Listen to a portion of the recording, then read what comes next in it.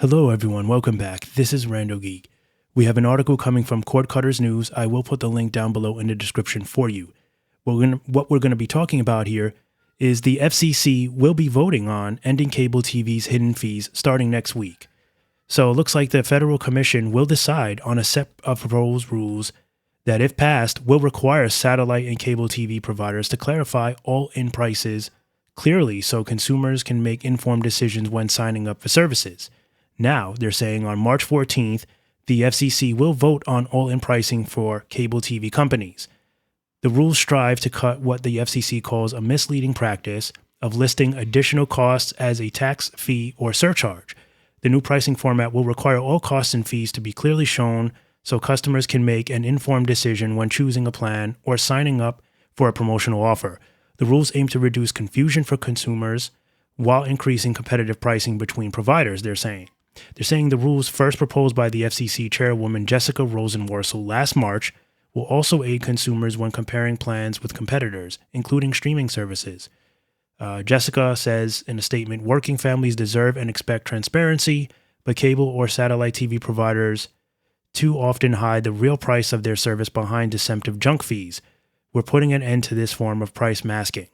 The FCC will convene for a vote on March 14th. If adopted, cable TV and satellite providers must disclose the total cost of services, such as regional sports and other programming fees, as a single line item on subscribers' bills and clearly state costs on promotional materials. All right, so there's your article there. My question here is, now that cable is dying, this is when they want to go ahead and start to, be strict with these fees? Where were they all this time? All the years that customers had cable and were paying all these anonymous, bogus fees, they've never done anything about it.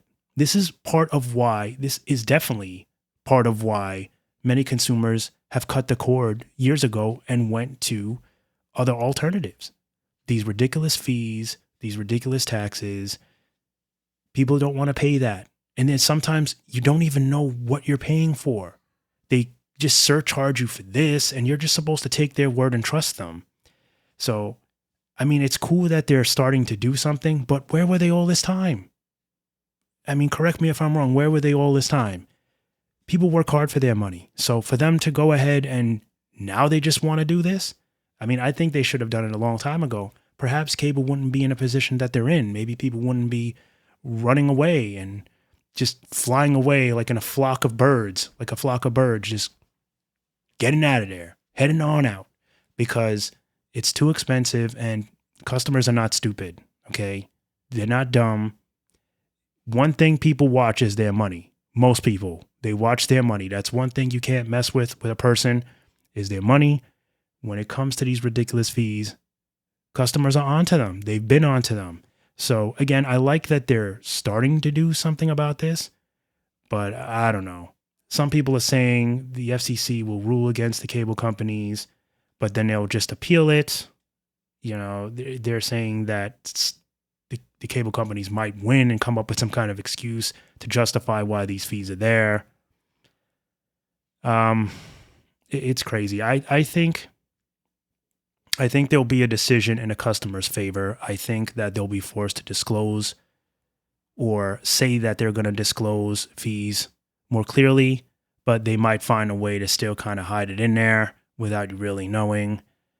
There's got to be some hefty fines for this behavior, and many customers feel like it's just too late anyway. Even if they side with consumers and fees are disclosed more clearly, many have checked out already. Many consumers have cut the cord. They're not going back. They're happy with their new way of streaming, their new way of getting internet access. And, you know, it's basically just the same song and dance here. My opinion is just going to stay the same until I see a change, until I see a reason to side with cable.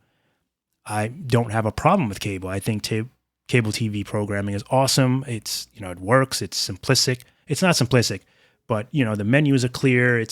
Listen, nothing beats the cable experience, right? The traditional cable experience is how it started. It's all good, but it's expensive. There's fees. You're locked into terms and conditions most of the time. The only way to really get any kind of solid deal is to bundle up. And as I've said before, bundling up for me is a nightmare. I hate it.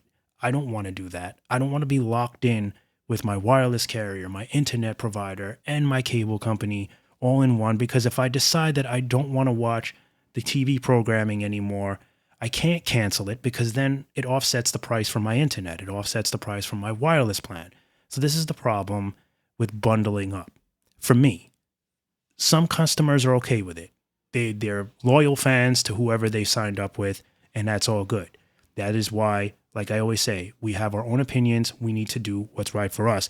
But I know that there's an army full of people that feel the same way that I feel about these cable companies sneaking fees in, overcharging, and basically only giving you a discount if you bundle up.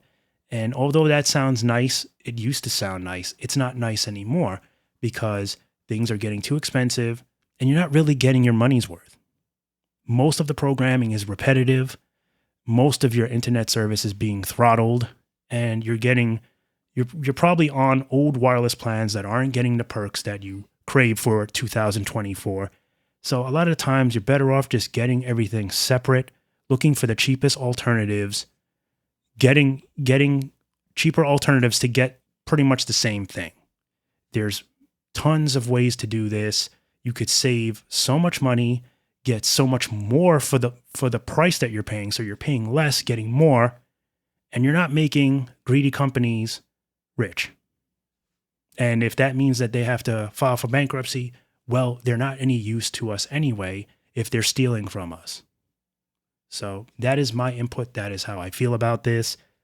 Link will be down below for you, as mentioned, so you can check it out on your own. And that's all we have for this one. As always, thank you guys so much for stopping by and watching, and I'll see you in the next one. Bye for now.